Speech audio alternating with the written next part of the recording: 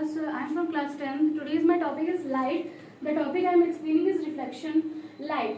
The speed of light in vacuum is 3 into 10 to power 8 meter second. Water is 2.25 into 10 to power meter second. Glass is 2 into 10 to power 8 meter second. And the lights do not need any medium to travel. Light travels in straight line. The light is a electromagnetic wave. Some basic definition: real image and virtual image. Real image ऐसा होता है कि जैसे real image के साथ erect आता है और वर्चुअल इमेज के साथ इन्वर्टेड. इरेक्ट मतलब उल्टा. इमेज जो हमारा बनेगा वो उल्टा बनेगा और वर्चुअल में हमारा सीधा बनेगा, तो इन्वर्टेड. ये जो रियल इमेज है वो फॉर्म होता है जब रिफ्लेक्शन और या रिफ्रैक्टेड रेज जो होती है वो इंटरसेक्ट करती है, तो वो रियल इमेज फॉर्म करती है. और जब वर्चुअल होता है तो जब इंटरसेक्ट नहीं करती लेकिन वर्चुअली वो जाके इंटरसेक्ट करती है, तो तब वो इमेज बनता है.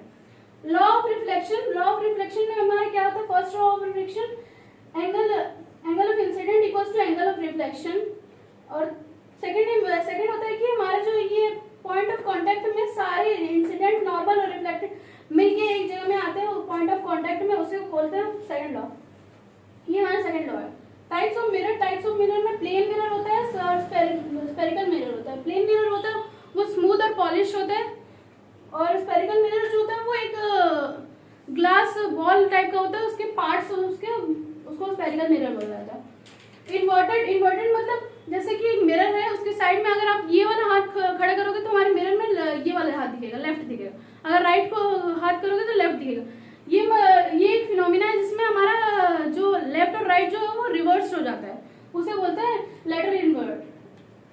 जो यहाँ पे देखिए रेड यहाँ पे नॉर्मल लिखा है, लेकिन ये जो मिरर है उसके अंदर हमारा रेड उल्टा दिख रहा है. इसमें इंसान ने कैंडल जो पकड़ा है वो इस हाथ में पकड़ा है, लेकिन इसमें दिख रहा है इसमें, तो ये होता है लेटरल इन्वर्ट. और स्फेरिकल मिरर जो है वो स्फेरिकल मिरर एक होलो स्फीयर होता है जिसके पार्ट्स होते हैं कॉन्वेक्स और कॉन्केव. कॉन्वेक्स में जो हमारा रिफ्लेक्टिंग सरफेस होता है वो ये वाला साइड होता है, और कॉन्वेक्स में हमारा ये रिफ्लेक्टिव सरफेस ये होता है. कॉन्वेक्स और कॉन्केव जो होते हैं वो पार्ट्स होते हैं स्फेरिकल मिरर के. सम इंपॉर्टेंट टर्म्स हम कुछ जानने वाले हैं, जैसे कि रेडियस, जो हमारा सेंटर ऑफ कर्वेचर एक होता है, जो कि सेंटर ऑफ कर्वेचर और पोल में जो डिस्टेंस होता है उसको रेडियस बोलते हैं. फोकस और पोल में जो डिस्टेंस होता है उसको फोकल लेंथ बोलते हैं. और जो ये लाइन होता है उसको प्रिंसिपल एक्सिस बोलते हैं. और अपर्चर मतलब ये जो रिफ्लेक्टिंग सरफेस है उसका पूरा डायमीटर को अपर्चर बोलते हैं. और फोकस में आगे सारे लाइन आके मिलते हैं. Rule to obtain the image मतलब जैसे फर्स्ट रूल होता है कि हमारा जो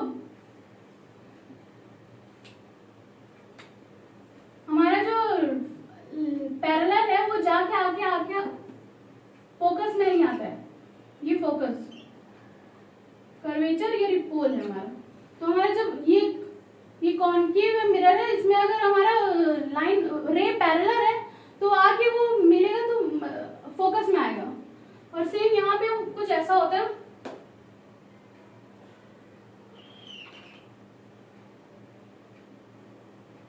वो उधर साइड चले जाता है. वो ये कन्वर्ज होता है तो वो डाइवर्ज हो जाता है.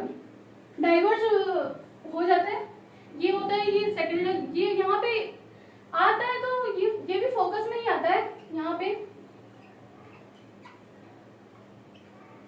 फोकस में ही आता है लेकिन वो वर्चुअली आता है. यहाँ पे सेकंड रूल हमारा ये होता है कि जो फोकस से अगर लाइन जाएगा तो वो पैरेलली चले जाएगा.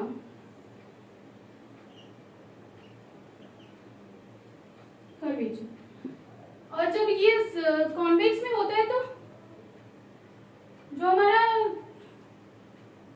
फोकस में जाएगा तो वो डाइवर्ज हो जाता है कुछ ऐसे. थर्ड लॉ जो बोलता है कि जो हमारा जो सेंटर ऑफ कर्वेचर है उससे अगर कोई लाइन पास होगी तो वो वापस फिर से उसी में जाएगी.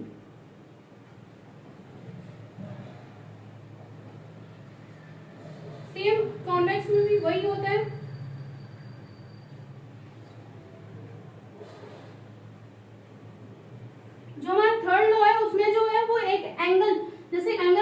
इंसिडेंट जाता है तो एंगल ऑफ रिफ्लेक्शन से वो वापस आता है तो एक एंगल बनाता है। सेम इसमें भी वही होता है, लेकिन ये इधर साइड होता है। एंगल ऑफ इंसिडेंट बनाता है और एंगल ऑफ रिफ्लेक्शन।